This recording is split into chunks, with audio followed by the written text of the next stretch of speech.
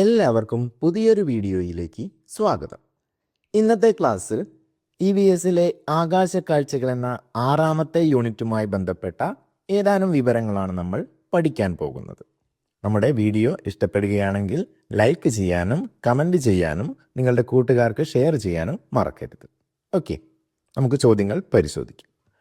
ഒന്നാമത്തെ ചോദ്യം, ഭൂമിയുടെ ഭ്രമണവുമായി ബന്ധപ്പെട്ട താഴെ പറയുന്ന പ്രസ്താവനകളിൽ ശരിയായത് ഏത്? ഇപ്പോൾ താഴെ കുറച്ച് പ്രസ്താവനകൾ നൽകിയിട്ടുണ്ട്. എന്തുമായി ബന്ധപ്പെട്ട പ്രസ്താവനകളാണ്? ഭൂമിയുടെ ഭ്രമണം.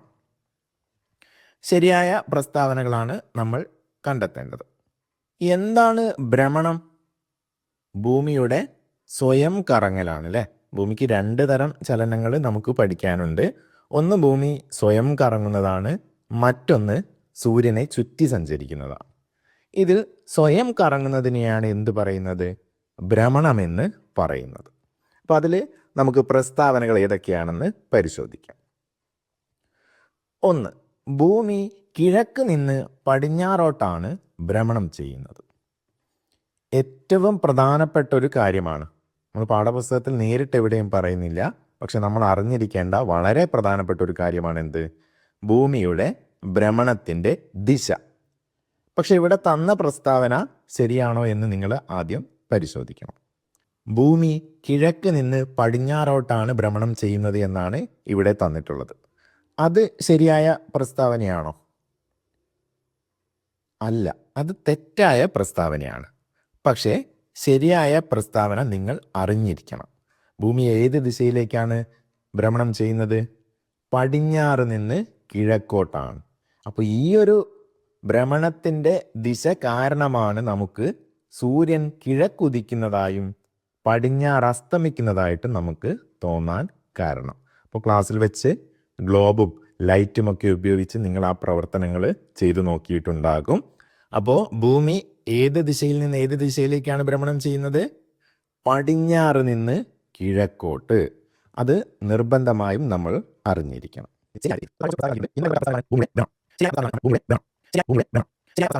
ഓക്കെ, അപ്പോൾ ഒന്നാമത്തെ പ്രസ്താവന തെറ്റായ പ്രസ്താവനയാണ്, നമുക്കവിടെ തെറ്റിടാം. രണ്ടാമത്തെ കാര്യം, ഭൂമിയുടെ ഭ്രമണം മൂലമാണ് രാത്രിയും പകലും ഉണ്ടാകുന്നത്.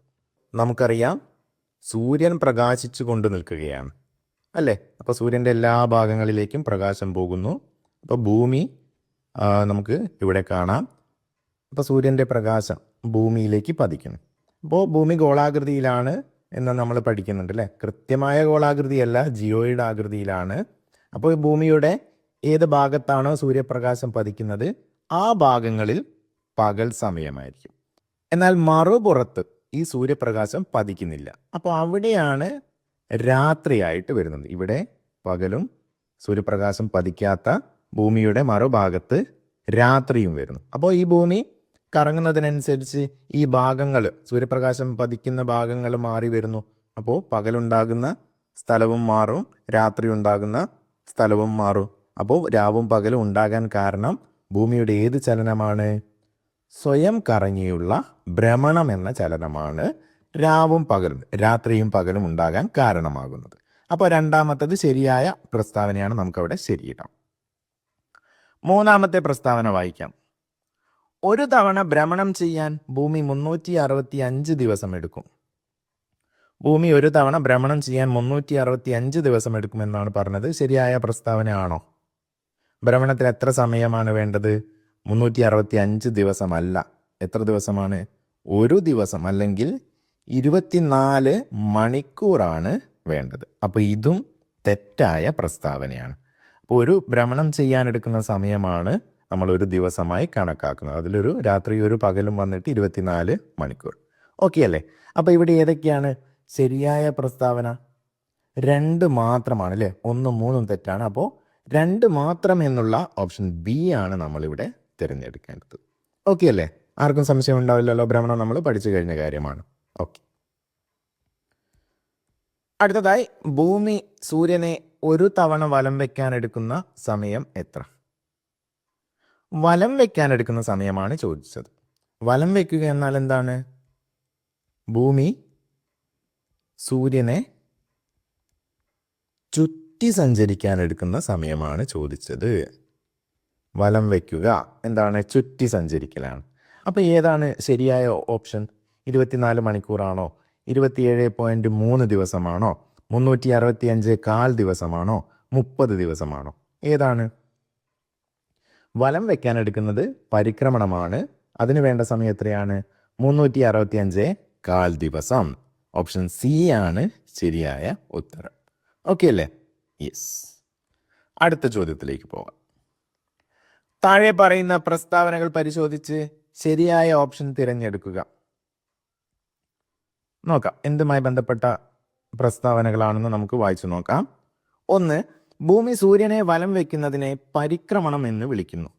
അപ്പോൾ ഭൂമി ഇങ്ങനെ സൂര്യനെ വലം വയ്ക്കുന്നത്, അതായത് ചുറ്റി സഞ്ചരിക്കുന്നതിന് എന്ത് പേരിലാണ് വിളിക്കുന്നത്? പരിക്രമണം. ശരിയല്ലേ? വലം വയ്ക്കുന്നത് പരിക്രമണമല്ലേ? സ്വയം കറങ്ങുന്നതല്ലേ ഭ്രമണം? ശരിയാണ്. അപ്പോൾ ഒന്നാമത്തത് ശരിയായ പ്രസ്താവന. രണ്ടാമത്തത്, ഒരു പരിക്രമണം പൂർത്തിയാക്കാൻ ഭൂമിക്ക് 24 മണിക്കൂർ മതിയാകും. ഒരു പരിക്രമണം പൂർത്തിയാക്കാൻ ഭൂമിക്ക് 24 മണിക്കൂർ മതിയോ? പരിക്രമണം എന്നാൽ എന്താണ്? ചുറ്റി സഞ്ചരിക്കലാണ്. അതിന് 24 മണിക്കൂറാണോ? അല്ല, തെറ്റായ പ്രസ്താവനയാണ്. പിന്നെ എത്ര സമയമാണ് ആവശ്യമായി വരുന്നത്? 365 ദിവസമാണ്. മണിക്കൂറുകൾ മാത്രമല്ല, അല്ലേ? വെറും മണിക്കൂറുകളല്ല, 365 ദിവസമാണ് പരിക്രമണത്തിന് വേണ്ടത്. അപ്പോൾ 2 തെറ്റായ പ്രസ്താവനയാണ്. 3. ഭൂമിയുടെ പരിക്രമണ പാത ദീർഘവൃത്താകൃതിയിലാണ്. ഇപ്പോൾ ഭൂമി നമ്മൾ ചിത്രങ്ങളിൽ വരയ്ക്കുമ്പോൾ നമ്മൾ സൂര്യനെ ചുറ്റും ഭൂമി സഞ്ചരിക്കുന്നത്, പരിക്രമണം ചെയ്യുന്നത് വരയ്ക്കുമ്പോൾ ചിലപ്പോൾ എന്തായിരിക്കും, നമ്മൾ കൃത്യം വൃത്താകൃതിയിലൊക്കെ ആയിരിക്കും വരച്ചിട്ടുണ്ടാവുക. എന്നാൽ അങ്ങനെയാണോ? അല്ല, അത് തെറ്റാണ്. എങ്ങനെയായിരിക്കും? കുറച്ചൊന്ന് ദീർഘവൃത്താകൃതിയിലായിരിക്കും. അപ്പോൾ കൃത്യമായിട്ട് വൃത്താകൃതിയല്ല വരുന്നത്, കുറച്ച് ദീർഘവൃത്താകൃതിയിലാണ് ഭൂമി സൂര്യനെ പരിക്രമണം ചെയ്യുന്നത്. ഓക്കെ, അപ്പോൾ അത് ശരിയായ പ്രസ്താവനയാണ്. അപ്പോൾ ഇവിടെ ഏതൊക്കെയാണ് ശരിയായി വരുന്നത്? 1, 3 ശരി. 1, 3 എന്നിവ ശരിയാണ് എന്നുള്ള ഓപ്ഷൻ ബി ആണ് നമ്മൾ തിരഞ്ഞെടുക്കേണ്ടത്. ഓക്കെ അല്ലേ? യെസ്. അടുത്ത ചോദ്യത്തിലേക്ക് പോകാം. താഴെ പറയുന്നവയിൽ ഏതാണ് പരിക്രമണവുമായി ബന്ധമില്ലാത്തത്? ചോദ്യം ശ്രദ്ധിക്കണം. പരിക്രമണവുമായി ബന്ധമില്ലാത്ത കാര്യമാണ് നമ്മൾ കണ്ടെത്തേണ്ടത്. പെട്ടെന്ന് ആദ്യത്തേത് കണ്ടിട്ട് ശരിയാണല്ലോ എന്ന് കരുതി ശരിയിടരുത്. ഇവിടെ ബന്ധമില്ലാത്ത കാര്യം വേണം നമ്മൾ തിരഞ്ഞെടുക്കാൻ. ഓക്കെ, 365 ദിവസം, അതിന് പരിക്രമണവുമായി ബന്ധമുണ്ടോ? ഉണ്ട്. ഒരു പ്രാവശ്യം പരിക്രമണം ചെയ്യാൻ എടുക്കുന്ന സമയമാണ് ഏത്? 365 ദിവസം. സംശയമില്ലല്ലോ. അപ്പോൾ അത് ശരിയായ പ്രസ്താവന. നമുക്കവിടെ ശരിയിടാം. അതിവർഷം. എന്താണ് അതിവർഷം അല്ലെങ്കിൽ ലീപ്പ് ഇയർ? അതിവർഷം, ലീപ്പ് ഇയർ എന്ന് വെച്ചാൽ എന്താണ്? 366 ദിവസങ്ങൾ വരുന്ന വർഷമാണ്. എങ്ങനെയാണ് ഈ 366 ദിവസങ്ങൾ ഒരു വർഷത്തിൽ വരുന്നത്? നമ്മൾ സാധാരണ കലണ്ടർ എടുത്ത് നോക്കിക്കഴിഞ്ഞാൽ നമുക്കൊരു വർഷത്തിൽ എത്ര ദിവസങ്ങളാണ് കാണാൻ സാധിക്കുക? 365 ദിവസങ്ങളാണ്. എന്നാൽ കൃത്യമായി പറഞ്ഞാൽ ഭൂമി സൂര്യനെ പരിക്രമണം ചെയ്യാൻ എടുക്കുന്ന സമയമാണല്ലോ പരിക്രമണം. അത് എത്രയാണ്? 365 ദിവസങ്ങളാണ്. അപ്പോൾ ഈ 1/4 ദിവസത്തിനെയൊക്കെ കലണ്ടറിൽ ഉൾപ്പെടുത്താൻ ബുദ്ധിമുട്ടുള്ളത് കൊണ്ട് ആ വർഷത്തിലെ 1/4 ദിവസത്തിനെ അവിടെ മാറ്റി വെച്ചിട്ട് 365 ദിവസങ്ങളെ ഒരു വർഷത്തിൽ ഉൾപ്പെടുത്തും. അപ്പോൾ ഒന്നാമത്തെ വർഷം അങ്ങനെ 1/4 ദിവസത്തെ മാറ്റിവെച്ചു. രണ്ടാമത്തെ വർഷവും ഇതേപോലെ 365 1/4 ദിവസം ഉണ്ടാകും. അവിടെയും എന്ത് ചെയ്യുന്നു? 1/4 ദിവസത്തെ മാറ്റിവെച്ച് 365 ദിവസത്തിനെ മാത്രം കലണ്ടറിൽ ഉൾപ്പെടുത്തും. മൂന്നാമത്തെ വർഷവും എന്ത് ചെയ്യുന്നു? ഇതേപോലെ 1/4 ദിവസം ബാക്കി വരുന്നു. അവിടെയും 1/4 ദിവസത്തിനെ മാറ്റിവെക്കുന്നു. നാലാമത്തെ വർഷമാകുമ്പോൾ ഈ 1/4 ദിവസത്തിനെ മാറ്റിവെക്കുകയല്ല ചെയ്യുന്നത്. ഈ നമ്മൾ മാറ്റിവെച്ച 3 1/4 ദിവസങ്ങളെയും നാലാമത്തെ വർഷത്തിലുള്ള 1/4 ദിവസത്തിൻ്റെ കൂടെ ചേർക്കുന്നു. അങ്ങനെ ചേർത്ത് കഴിഞ്ഞാൽ നമുക്ക് എന്ത് ലഭിക്കും? 4 1/4 ഭാഗങ്ങൾ ചേർന്നാൽ ഒരു മുഴുവൻ ദിവസം കിട്ടും.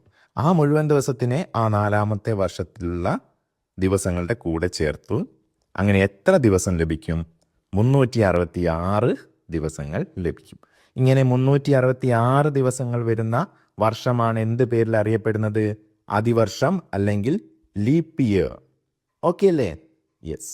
അപ്പോൾ ഈ ലീപ്പ് ഇയർ ഉണ്ടാവാനുള്ള കാരണം എന്താണ്? പരിക്രമണമാണല്ലോ. പരിക്രമണത്തിനുള്ള 365 കാൽ ദിവസത്തിലുള്ള ആ കാൽ ദിവസത്തിനെ കൂട്ടിച്ചേർത്തിട്ടാണല്ലോ ഒരു ദിവസം കൂട്ടി 366 ദിവസമായിട്ട് അതിവർഷമാക്കി മാറ്റുന്നത്.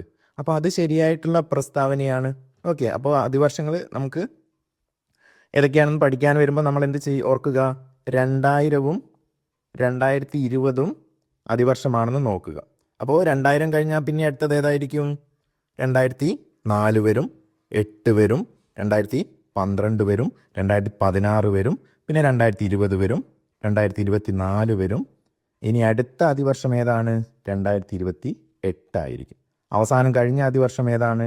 2024 ഓക്കെ, അപ്പോൾ ആ കാര്യം ഈ 2 വർഷങ്ങൾ ഓർത്ത് വെച്ചാൽ നമുക്ക് എളുപ്പത്തിൽ അതിവർഷങ്ങൾ ഏതൊക്കെയാണെന്ന് കണക്കാക്കാൻ സാധിക്കും. ഓക്കെ, അപ്പോൾ രണ്ടാമത്തത് ശരിയായ പ്രസ്താവനയാണ്.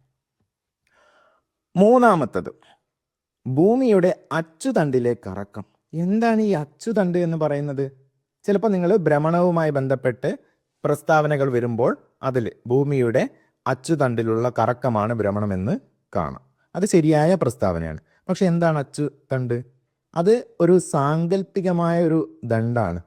അപ്പോൾ നമ്മുടെ ഭൂമി സ്വയം കറങ്ങുകയല്ലേ. നമ്മൾ പമ്പരമൊക്കെ കറങ്ങുമ്പോൾ അതിൻ്റെ നടുവിലൂടെ ഇങ്ങനെയൊരു കാര്യമുണ്ടാവില്ല, അതിൽ കുത്തി നിന്നിട്ടല്ലേ നമ്മുടെ പമ്പരമൊക്കെ കറങ്ങുന്നത്. അതേപോലെ ഭൂമിക്ക് അങ്ങനെ ഒരു സാങ്കല്പികമായിട്ടുള്ളൊരു അച്ചുതണ്ട് ഉണ്ടെന്ന് കണക്കാക്കുകയാണ്. ഓക്കെ, അത് സ്വയം കറങ്ങാൻ വേണ്ടിയിട്ട് അതിനെ അടിസ്ഥാനമാക്കിയിട്ടാണ് കറങ്ങുന്നത് എന്ന് പറയാൻ വേണ്ടിയിട്ട് പഠിക്കാനൊക്കെ ഉള്ള ഒരു എളുപ്പത്തിന് അങ്ങനെ ഒരു സാങ്കല്പികമായിട്ടുള്ള, ശരിക്കും അങ്ങനെ ഒരു ദണ്ടില്ല, ഭൂമിക്ക് നടുവിലൂടെ അങ്ങനെ ഒരു ദണ്ടും കുത്തിവെച്ചിട്ടില്ല. പക്ഷെ അങ്ങനെ ഉണ്ടെന്ന് നമ്മൾ സാങ്കല്പികമായിട്ട് കരുതുകയാണ്. അതിനെയാണ് അച്ചുതണ്ട് എന്ന് പറയുന്നത്. അപ്പോൾ ഭൂമിയുടെ അച്ചുതണ്ടിലുള്ള കറക്കം ഏതാണ്? ഭ്രമണമാണ്. അതിന് എന്തുമായി ബന്ധമില്ല? പരിക്രമണവുമായി ബന്ധമില്ല. ഇത് തെറ്റായ കാര്യമാണ്. ഓപ്ഷൻ ഡി നോക്കാം. എന്താണ്? സൂര്യന് ചുറ്റുമുള്ള സഞ്ചാരം. സൂര്യന് ചുറ്റുമുള്ള സഞ്ചാരമാണല്ലോ എന്ത്? പരിക്രമണം. അപ്പം അതും ശരിയാണ്. അപ്പം ഇവിടെ പരിക്രമണവുമായി ബന്ധമില്ലാത്ത പ്രസ്താവന ഏതാണ്? ഭൂമിയുടെ അച്ചുതണ്ടിലെ കറക്കമാണ്. അത് ശരിക്കും എന്താണ്? ഭ്രമണമാണ്. ഭ്രമണവുമായി ബന്ധപ്പെട്ട കാര്യമാണ് പറഞ്ഞത്. അപ്പോൾ അതാണ് നമ്മൾ തിരഞ്ഞെടുക്കേണ്ടത്. Option C. ഓക്കെ അല്ലേ? യെസ്. അടുത്ത ചോദ്യം. താഴെ പറയുന്നവയിൽ പരിക്രമണവുമായി ബന്ധപ്പെട്ട ശരിയായ പ്രസ്താവന ഏത്? അപ്പോൾ ഇവിടെ എന്താണ് കണ്ടെത്തേണ്ടത്? പരിക്രമണവുമായി ബന്ധപ്പെട്ടതാണ്, ശരിയായ പ്രസ്താവനയാണ്. ഓക്കെ, ഇത് രാപ്പകലുകൾക്ക് കാരണമാകുന്നു. രാത്രിയും പകലും ഉണ്ടാകാൻ കാരണം എന്ന് പറഞ്ഞത് നമ്മൾ പരിക്രമണമായിരുന്നോ? അല്ല, അത് ഏതായിരുന്നു? ഭ്രമണമാണ്. സ്വയം കറങ്ങുമ്പോഴാണ് ഭൂമിയുടെ ഒരു ഭാഗത്ത് വെളിച്ചം കിട്ടും, അവിടെ പകലായിരിക്കും, സൂര്യൻ്റെ പ്രകാശം ലഭിക്കാത്ത മറുഭാഗത്ത് രാത്രിയുമായിരിക്കും. അപ്പോൾ ഇത് തെറ്റായിട്ടുള്ള കാര്യമാണ്, പരിക്രമണവുമായി ബന്ധപ്പെട്ടതല്ല. ഇനി ഇത് സ്വന്തം അച്ചുതണ്ടിലുള്ള കറക്കമാണ്. നമ്മൾ തൊട്ട് മുൻപ് പറഞ്ഞ അച്ചുതണ്ടിലുള്ള കറക്കം ഏതാണ്? ഭ്രമണമാണ്. അതും തെറ്റാണ്. ഇത് ഋതുഭേദങ്ങൾക്ക് കാരണമാകും. എന്താണ് ഈ ഋതുഭേദം? ഭൂമി സ്വയം കറങ്ങുമ്പോൾ എന്ത് സംഭവിക്കുന്നു? രാത്രിയും പകലും ഉണ്ടാകുന്നു. എന്നാൽ ഭൂമി നമ്മുടെ സൂര്യനെ ചുറ്റി സഞ്ചരിക്കുകയാണ് അല്ലേ പരിക്രമണം എന്ന് പറയുന്നത്. അതെങ്ങനെ? കൃത്യം വൃത്താകൃതിയിലുള്ള പാതയിലാണോ? അല്ല, കുറച്ച് ദീർഘവൃത്താകൃതിയിലുള്ള പാതയിലാണ് അല്ലേ. അപ്പോൾ ഭൂമി ഇപ്പോൾ ഇവിടെയാണുള്ളതെങ്കിൽ സൂര്യനുമായിട്ട് കുറച്ചുകൂടി അടുത്തിട്ടാണ് ഉണ്ടാവുക. ഈ ചിത്രത്തിലുള്ള അത്രയും അടുത്തിട്ടല്ലേ ഉണ്ടാവുക. അപ്പോൾ വളരെ അകലമുണ്ടാകും. എന്നാലും ഈ പാതയിൽ എപ്പോഴും ഇവിടെ വരുമ്പോൾ എന്ത് ചെയ്യും? ഭൂമി സൂര്യനോട് അടുത്ത് നിൽക്കും. അപ്പോൾ കുറച്ച് ചൂട് കൂടിയ കാലമായിരിക്കും. ഇനി ഇവിടെയാണ് കറങ്ങി എത്തുന്നതെങ്കിലോ അവിടെ ദൂരം അധികമായതുകൊണ്ട് ചൂട് കുറവായിരിക്കും, തണുപ്പുള്ള കാലമായിരിക്കും. അങ്ങനെ ഓരോ സ്ഥലത്തെത്തുമ്പോഴും നമ്മുടെ കാലാവസ്ഥയിൽ മാറ്റമുണ്ടാകും, ഋതുക്കളിൽ മാറ്റമുണ്ടാകും. ഋതുക്കളെ പറ്റി നിങ്ങൾ കേട്ടിട്ടുണ്ടാവും അല്ലേ? വർഷം, ഗ്രീഷ്മം, ഹേമന്തം അല്ലേ? പല കാലങ്ങളാണ്. മഴക്കാലം വരുന്നുണ്ട്, വേനൽക്കാലം വരുന്നുണ്ട്, ചൂട് കൂടിയ കാലമുണ്ട്, തണുപ്പ് കൂടിയ കാലമുണ്ട്, പൂക്കാലമുണ്ട്, അങ്ങനെ പലതും ഉണ്ടല്ലോ. അതൊക്കെയാണ് ഈ ഋതുക്കൾ. ആ ഋതുക്കൾ ഉണ്ടാകാൻ കാരണം ഏതാണ്? പരിക്രമണം ആണ്. ഇത് ശരിയായ പ്രസ്താവനയാണ്. ഓക്കെ, അപ്പോൾ ഭ്രമണം കൊണ്ട് രാത്രിയും പകലും ഉണ്ടാകുന്നു, പരിക്രമണം കൊണ്ട് എന്തുണ്ടാകുന്നു? ഋതുക്കൾ ഉണ്ടാകുന്നു. ഓക്കെ, യെസ്, അറിഞ്ഞിരിക്കേണ്ട കാര്യമാണ്. ഇതിന് 24 മണിക്കൂർ മതിയാകും. പരിക്രമണത്തിന് 24 മണിക്കൂർ മതിയോ? പോരാ, 365 കാൽ ദിവസം വേണം. അപ്പോൾ ഇവിടെ ബന്ധപ്പെട്ട ശരിയായ കാര്യം ഏതാണ്? ഓപ്ഷൻ സി ആണ്. ഇത് ഋതുഭേദങ്ങൾക്ക് കാരണമാകുന്നു. ഓക്കെ അല്ലേ? യെസ്, അവിടെ നമുക്ക് ശരിയിട്ട് വെക്കാം. അടുത്ത ചോദ്യം, താഴെ പറയുന്ന പ്രസ്താവനകളിൽ ശരിയായവ ഏതെല്ലാം? ഇപ്പൊ ശരിയായ പ്രസ്താവനകളാണ് നമ്മൾ കണ്ടെത്തേണ്ടത്. ഏതൊക്കെയാണ് ശരിയായത് എന്ന് നോക്കാം. നക്ഷത്രങ്ങൾ സ്വന്തമായി പ്രകാശിക്കുന്നവയാണ്. അപ്പോൾ നക്ഷത്രങ്ങൾ എന്നാൽ എന്താണെന്ന് ചോദിച്ചാൽ നമുക്കറിയാം, സ്വയം പ്രകാശിക്കുന്ന ആകാശഗോളങ്ങളാണ് നക്ഷത്രങ്ങൾ, അല്ലെങ്കിൽ സ്വയം കത്തിജ്വലിക്കുന്ന ആകാശഗോളങ്ങളാണ് നക്ഷത്രങ്ങൾ. ശരിയായ കാര്യമാണ്, ശരിയിടാം. 2, ഗ്രഹങ്ങൾ നക്ഷത്രങ്ങളെ വലം വയ്ക്കുന്നു. ഗ്രഹങ്ങൾ, നമ്മുടെ ഭൂമിയും മറ്റുള്ള ഗ്രഹങ്ങൾ, ചൊവ്വ, ബുധൻ തുടങ്ങിയ, വ്യാഴം, ശനി തുടങ്ങിയ എല്ലാ ഗ്രഹങ്ങളും എന്ത് ചെയ്യുന്നുണ്ട്? നമ്മുടെ നക്ഷത്രമായ സൂര്യനെ വലം വയ്ക്കുകയാണ്. അപ്പോൾ ഗ്രഹങ്ങൾ എന്ത് ചെയ്യുന്നു? ഒരു നിശ്ചിത പാതയിലൂടെ നക്ഷത്രങ്ങളെ വലം വയ്ക്കുന്നു. ശരിയായ കാര്യം. ഭൂമിയോട് ഏറ്റവും അടുത്തുള്ള നക്ഷത്രമാണ് സൂര്യൻ. നമ്മുടെ സൂര്യൻ നക്ഷത്രമാണെന്ന് നമുക്കറിയാം. ഭൂമിയോട് ഏറ്റവും അടുത്തുള്ള നക്ഷത്രം ഏതാണ്? സൂര്യൻ തന്നെയാണ്. ശരിയായ പ്രസ്താവന. അപ്പൊ ഇവിടെ ഏതൊക്കെയാണ് ശരി വന്നിട്ടുള്ളത്? ഓപ്ഷൻ ഡി ആണ് അല്ലേ? 1, 2, 3 എന്നിവയെല്ലാം ശരിയാണ്.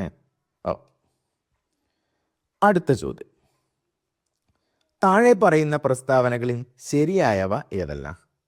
1, സ്വന്തമായി പ്രകാശിക്കുകയും ഊർജം പുറത്തുവിടുകയും ചെയ്യുന്ന ആകാശഗോളങ്ങളാണ് നക്ഷത്രങ്ങൾ. നമുക്കറിയാവുന്ന കാര്യമാണല്ലേ? നക്ഷത്രങ്ങൾ എന്ത് ചെയ്യുന്നു? സ്വയം പ്രകാശിക്കുന്നുണ്ട്. ഈ പ്രകാശിക്കുമ്പോൾ അവ ഊർജം പുറത്തുവിടുന്നു. എന്ത് ഊർജ്ജമാണ് നമുക്ക് ലഭിക്കുന്നത്? സൂര്യനിൽ നിന്ന് നമുക്ക് സൗരോർജ്ജം ലഭിക്കുന്നില്ലേ? ആ സൗരോർജ്ജത്തിലുള്ള ഊർജം ഉപയോഗപ്പെടുത്തിയിട്ടാണ് എല്ലാ സസ്യങ്ങളും അവയ്ക്ക് ആഹാരം പാകം ചെയ്യുന്നത്. അവ ഉണ്ടാക്കുന്ന ആഹാരത്തിൽ നിന്നാണ് മറ്റുള്ള ജീവികൾക്ക് ആഹാരം ലഭിക്കുന്നത്. അതുകൂടാതെ നമുക്ക് സൗരോർജ്ജത്തിൽ നിന്ന് സോളാർ പാനൽ ഉപയോഗിച്ചിട്ട് വൈദ്യുതി അടക്കം ഉൽപ്പാദിപ്പിക്കാൻ സാധിക്കുന്നില്ലേ? അപ്പോൾ ഊർജം പുറത്തു വിടുന്നുണ്ട്. ശരിയായ കാര്യമാണ്. അടുത്തത്, സൂര്യപ്രകാശം പ്രതിഫലിപ്പിക്കുന്നത് മൂലമാണ് ഗ്രഹങ്ങൾ പ്രകാശിക്കുന്നത്. അപ്പോൾ ഇവിടെ ഒരു കാര്യം, നമുക്ക് സൂര്യപ്രകാശം പ്രതിഫലിപ്പിക്കുക എന്നാൽ എന്താണ്? ഒരു പ്രകാശം നമ്മൾ കണ്ണാടിയിലേക്കൊക്കെ ടോർച്ച് അടിച്ചു കഴിഞ്ഞാൽ കണ്ണാടിയിൽ തട്ടി തിരിച്ചു വരും അല്ലേ? അതേപോലെ മിനുസമുള്ള പ്രതലങ്ങളിലേക്കെല്ലാം അത്തരത്തിൽ ടോർച്ച് അടിച്ചാൽ വെളിച്ചം തിരിച്ചു വരുന്നതായിട്ട് നമുക്ക് കാണാം. അങ്ങനെ തട്ടി തിരിച്ചു വരുന്നതാണ് എന്ത്?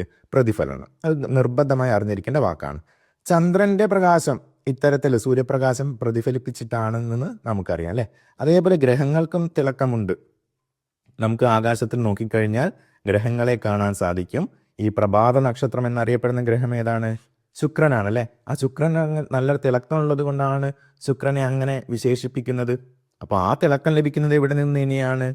നമ്മൾ ചന്ദ്രൻ സൂര്യപ്രകാശം പ്രതിഫലിപ്പിക്കുന്നത് പോലെ തന്നെ ഗ്രഹങ്ങളും സൂര്യൻ്റെ പ്രകാശത്തെ പ്രതിഫലിപ്പിക്കുന്നുണ്ട്. അപ്പോഴാണ് നമുക്കതിനെ കാണാൻ സാധിക്കുന്നത്. ഓക്കെ, അപ്പോൾ അതും ശരിയായ കാര്യമാണ്. ഗ്രഹങ്ങളെ വലം വയ്ക്കുന്ന താരതമ്യേന ചെറിയ ആകാശഗോളങ്ങളെയാണ് ഉപഗ്രഹങ്ങൾ എന്ന് വിളിക്കുന്നത്. അപ്പോൾ ഗ്രഹങ്ങൾ എന്ത് ചെയ്യുന്നു? സൂര്യനെ വലം വയ്ക്കുന്നു. അപ്പോൾ ഈ ഗ്രഹങ്ങളെ വലം വയ്ക്കുന്നവയാണ് ആര്? ഉപഗ്രഹങ്ങൾ. അപ്പോൾ പൊതുവെ അവർ വലം വയ്ക്കുന്ന ഗ്രഹങ്ങളെക്കാൾ ചെറിയത് ആയിരിക്കും അല്ലേ? അപ്പോൾ അതാണ് അവിടെ പറഞ്ഞത്. അതും ശരിയായ പ്രസ്താവന. അപ്പോൾ ഇവിടെ ഏതൊക്കെയാണ് ശരിയായി വരുന്നത്? 1, 2, 3 ശരിയാണ്. അപ്പോൾ ഓപ്ഷൻ ഡി 1, 2, 3 എന്നിവയെല്ലാം ശരിയാണ് അല്ലേ? ഓക്കെ, അടുത്ത ചോദ്യം, 8ാമത്തെ ചോദ്യം. താഴെ പറയുന്ന പ്രസ്താവനകൾ പരിശോധിക്കുക. നോക്ക്, നക്ഷത്രങ്ങൾ ഗ്രഹങ്ങളെക്കാൾ വലുപ്പമുള്ളവയാണ്. നമുക്ക് പൊതുവായിട്ട് നമ്മുടെ ഗ്രഹവും നമ്മുടെ നക്ഷത്രമൊക്കെ വെച്ച് നോക്കാം. നമ്മുടെ നക്ഷത്രം ഏതാണ്? നമ്മുടെ ഗ്രഹങ്ങളൊക്കെ വലം വയ്ക്കുന്ന നക്ഷത്രം സൂര്യനാണ്. ഈ സൂര്യനെ അപേക്ഷിച്ച് ഗ്രഹങ്ങളൊക്കെ വളരെ ചെറുതല്ലേ? അപ്പോൾ പൊതുവെ എങ്ങനെ തന്നെയാണ്? നക്ഷത്രങ്ങളെ ഗ്രഹങ്ങളെക്കാൾ വളരെയേറെ വലുപ്പമുള്ളതാണ്. ശരിയായ കാര്യമാണ്. 2ാമത്തത്, ഉപഗ്രഹങ്ങൾ സാധാരണയായി അവ വലം വയ്ക്കുന്ന ഗ്രഹങ്ങളെക്കാൾ ചെറുതാണ്. ഉപഗ്രഹങ്ങൾ പൊതുവെ അവ വലം വയ്ക്കുന്ന ഗ്രഹങ്ങളെക്കാൾ വളരെ ചെറുതായിരിക്കും. നമ്മുടെ ചന്ദ്രനും നമ്മുടെ ഭൂമിയും എടുത്ത് നോക്കിയാൽ നമുക്കത് കാണാൻ സാധിക്കും. അതേപോലെ മറ്റുള്ള ഗ്രഹങ്ങളുടെയും ഉപഗ്രഹങ്ങളുടെയും ചിത്രങ്ങളൊക്കെ നിങ്ങൾക്ക് സ്റ്റെല്ലേറിയം പോലുള്ള സോഫ്റ്റ്വെയറോ അല്ലെങ്കിൽ ഗൂഗിൾ വഴിയോ ഒക്കെ കാണാൻ സാധിക്കും. അതൊക്കെ നോക്കിയാലും ഉപഗ്രഹങ്ങളൊക്കെ വളരെ ചെറുതായിരിക്കും. അതും ശരിയായിട്ടുള്ള പ്രസ്താവനയാണ്. 3, നക്ഷത്രങ്ങൾ ഗ്രഹങ്ങളെക്കാൾ ചെറുതാണ്. നക്ഷത്രങ്ങൾ ഗ്രഹങ്ങളെക്കാൾ ചെറുതാണെന്നാണോ നമ്മൾ ആദ്യത്തെ പ്രസ്താവനയിൽ പറഞ്ഞത്? അല്ല, നക്ഷത്രങ്ങൾ ഗ്രഹങ്ങളെക്കാൾ വളരെ വലുതാണ് എന്നാണ് പറഞ്ഞത്. അപ്പോൾ ഇത് തെറ്റായ കാര്യമാണ്. അപ്പോൾ ഇവിടെ നമ്മൾ എന്ത് ചെയ്യണം? ശരിയായവ മാത്രം തിരഞ്ഞെടുക്കണം. ഏതൊക്കെയാണ് ശരി? 1, 2 എന്നിവ മാത്രം. ഓപ്ഷൻ ബി ആണ് ശരി. ഓക്കെ, 9ാമത്തെ ചോദ്യം പരിശോധിക്കാം. താഴെ പറയുന്ന നിരീക്ഷണങ്ങളിൽ ഏതാണ് ശാസ്ത്രീയമായി ശരി? അതായത് ശരിയായ പ്രസ്താവനയാണ് നമ്മൾ കണ്ടെത്തേണ്ടത്. 1ാമത്തെ പ്രസ്താവന വായിച്ചു നോക്കാം. സൂര്യനെ ചുറ്റി സഞ്ചരിക്കുന്ന ആകാശഗോളങ്ങളെല്ലാം ഗ്രഹങ്ങളാണ്. ഗ്രഹങ്ങൾ സൂര്യനെ ചുറ്റി സഞ്ചരിക്കുന്നുണ്ട്, ശരിയായ കാര്യമാണ്. എന്നാൽ ഇവിടെ എന്താണ് പറഞ്ഞത്? സൂര്യനെ ചുറ്റി സഞ്ചരിക്കുന്ന ആകാശഗോളങ്ങളെല്ലാം ഗ്രഹങ്ങളാണ്. സൂര്യനെ മറ്റ് ബഹിരാകാശ ഗോളങ്ങളും ചുറ്റി സഞ്ചരിക്കുന്നുണ്ട്, നമ്മുടെ ഗ്രഹങ്ങൾ മാത്രമല്ല. എന്തൊക്കെയാണ്? ഈ ഉൽക്കകളെ പറ്റി നിങ്ങൾ കേട്ടിട്ടുണ്ടാവില്ലേ? വലിയ പാറ കഷ്ണങ്ങളാണ്, ബഹിരാകാശത്ത് ഇങ്ങനെ കറങ്ങി നടക്കുന്നവയാണ്. അത് സൂര്യനെ ചുറ്റി സഞ്ചരിക്കുന്നുണ്ട്. അതുകൂടാതെ വാൽനക്ഷത്രങ്ങൾ എന്ന് കേട്ടിട്ടില്ലേ? അത് ചുറ്റി സഞ്ചരിക്കുന്നുണ്ട്. അതൊക്കെ ഗ്രഹമാണോ? അല്ല. മറ്റൊരു ഉദാഹരണം കൂടി പറയാം. നിലവിൽ സൗരയൂഥത്തിൽ എത്ര ഗ്രഹങ്ങളുണ്ടെന്നാണ് നമുക്ക് പഠിക്കാനുള്ളത്? 8 ആണല്ലേ. എന്നാൽ കുറച്ച് വർഷങ്ങൾക്ക് മുൻപ് വരെ 9 ഗ്രഹങ്ങളുണ്ടെന്ന് പഠിക്കാൻ ഉണ്ടായിരുന്നു. അപ്പോൾ ആ 9ാമനായിരുന്നത് ആരാണെന്ന് അറിയാമോ? പ്ലൂട്ടോ ആണ്. അപ്പോൾ ഗ്രഹമായിട്ട് 9 ഗ്രഹങ്ങളെ പഠിക്കാനുണ്ടായിരുന്നു. അങ്ങനെ ഇരിക്കെ ശാസ്ത്രലോകം എപ്പോഴും ഇങ്ങനെ പഠനങ്ങൾ നടത്തിക്കൊണ്ടിരിക്കുകയാണ്. പുതിയൊരു കണ്ടുപിടുത്തം അവർ നടത്തി. എന്താണ്? പ്ലൂട്ടോ അതിൻ്റെ നിശ്ചിത പാതയിലൂടെ മാത്രമല്ല സൂര്യനെ ചുറ്റി സഞ്ചരിക്കുന്നത്, ആ പാതയിൽ വ്യതിചലനം ഉണ്ടാകുന്നുണ്ട്.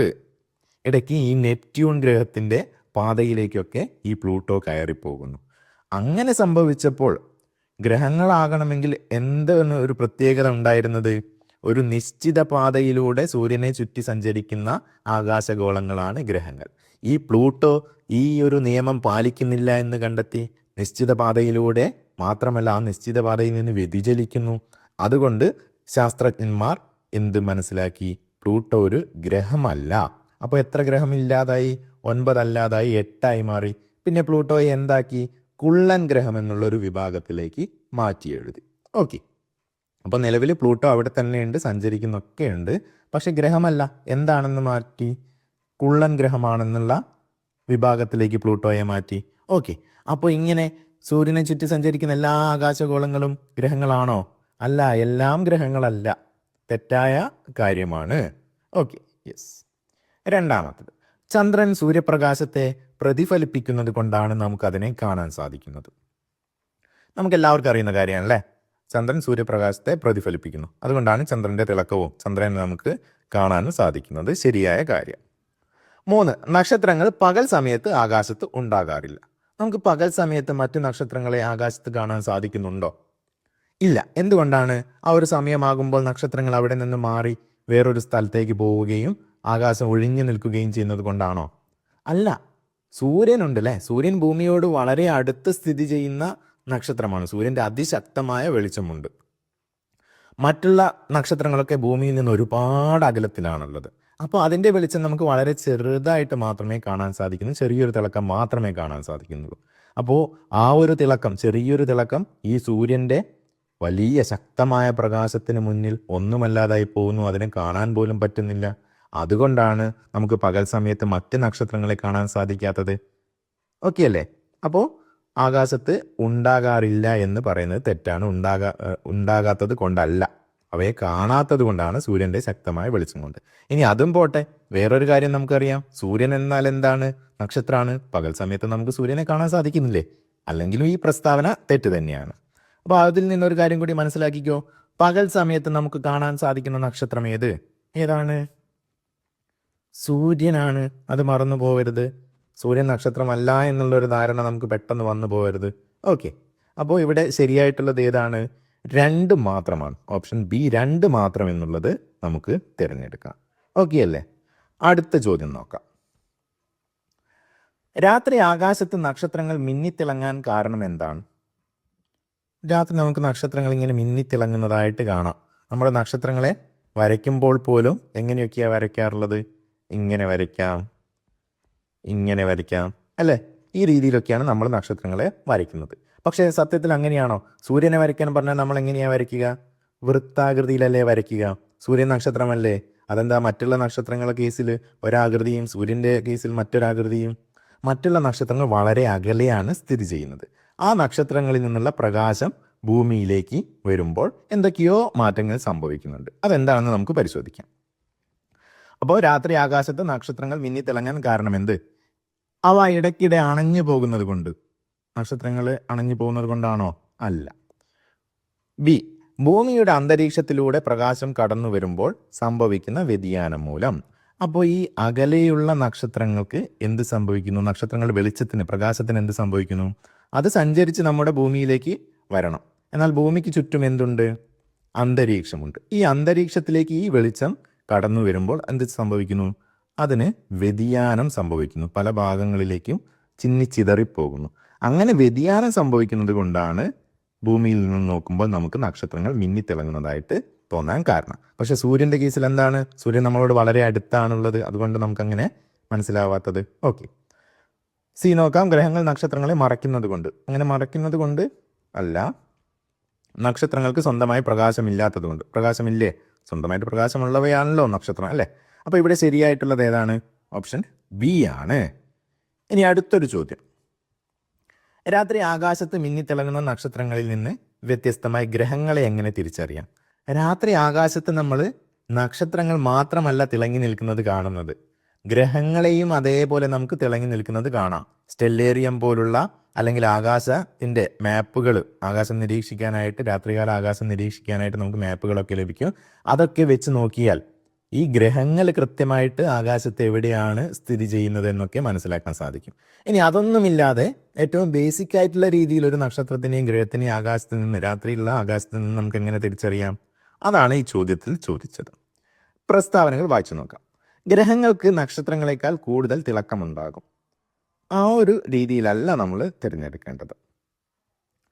ബി, ഗ്രഹങ്ങൾ മിന്നിത്തിളങ്ങാതെ സ്ഥിരമായി പ്രകാശിക്കുന്നു. നക്ഷത്രങ്ങളുടെ പ്രത്യേകത എന്താണെന്ന് നമ്മൾ നേരത്തെ പറഞ്ഞു, അല്ലേ?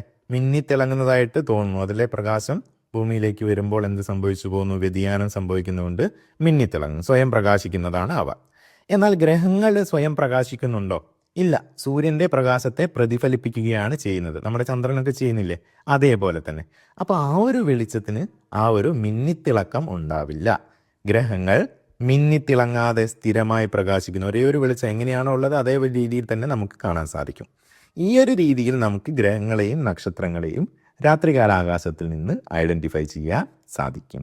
ഓക്കെ, അതാണ് ശരിയായ കാര്യം. പിന്നെ പ്രസ്താവന എന്താണ്? ഗ്രഹങ്ങൾ എപ്പോഴും ചുവപ്പ് നിറത്തിൽ മാത്രമേ കാണപ്പെടൂ. തെറ്റ്. ഗ്രഹങ്ങൾ പകൽ സമയത്ത് മാത്രമേ കാണാൻ സാധിക്കൂ. അതും തെറ്റാണ്. നമുക്ക് രാത്രിയിലും കാണാൻ സാധിക്കും. ഓക്കെ, അപ്പോൾ ഏതാണ് നമ്മുടെ ശരി ഉത്തരം? ഓപ്ഷൻ ബി ആണ്. നക്ഷത്രങ്ങൾ മിന്നിത്തിളങ്ങുന്നത് പോലെ ഗ്രഹങ്ങൾ മിന്നിത്തിളങ്ങുന്നില്ല. അപ്പം മിന്നിത്തിളങ്ങാതെ സ്ഥിരമായി പ്രകാശിക്കുന്നതിൽ നിന്നും നമുക്ക് ഗ്രഹങ്ങൾ ഏതൊക്കെയാണെന്ന് തിരിച്ചറിയാൻ സാധിക്കും. കൃത്യമായി മനസ്സിലാക്കണമെങ്കിൽ നമുക്ക് ടെലസ്കോപ്പ് പോലുള്ള ഉപകരണങ്ങൾ ഉപയോഗിക്കാം, അല്ലെങ്കിൽ സ്റ്റെല്ലേറിയം പോലുള്ള ആപ്ലിക്കേഷനുകളുടെ സഹായം തേടാം. ഓക്കെ, ഇനി നിങ്ങൾക്കായുള്ളൊരു ചോദ്യമാണ് ശരിയായ ജോഡി കണ്ടെത്തുക. ഓക്കെ, അപ്പോൾ താഴെ കുറച്ച് ജോഡികൾ തന്നിട്ടുണ്ട്. നക്ഷത്രം ചന്ദ്രൻ, ഗ്രഹം സൂര്യൻ, സ്വാഭാവിക ഉപഗ്രഹം ചന്ദ്രൻ, കൃത്രിമ ഉപഗ്രഹം വ്യാഴം. ഇതിലേതാണ് ശരിയായ ജോഡി എന്ന് കണ്ടെത്തിയിട്ട് നിങ്ങൾ കമൻറ്റ് ചെയ്യുക. 11 ചോദ്യങ്ങളാണ് നമ്മുടെ ക്ലാസ്സിൽ ഉൾപ്പെടുത്തിയിട്ടുള്ളത്. അതിൽ നിങ്ങൾക്ക് എത്ര എണ്ണമാണ് ശരിയായതെന്ന് നിങ്ങൾ കമൻറ്റ് ചെയ്യണം. അതായത് നിങ്ങൾക്ക് എത്ര സ്കോറാണ് ലഭിച്ചതെന്ന്. അതുകൂടാതെ നമ്മുടെ ചോദ്യം കൂടി നൽകിയിട്ടുണ്ട്, അതിൻ്റെ ഉത്തരവും കമൻറ്റ് ചെയ്യണം. പിന്നെ നമ്മുടെ വീഡിയോ ഇഷ്ടമായിട്ടുണ്ടെങ്കിൽ ലൈക്ക് ചെയ്യാനും മറക്കരുത്. ഓക്കെ.